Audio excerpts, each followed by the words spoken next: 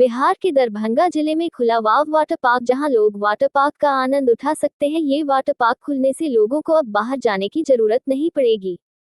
ये water park NH57 बिजली hole near Sita petrol pump के पास खुला है, जहां वाव रेस्टोरेंट का आनंद आप लोग ले सकते हैं।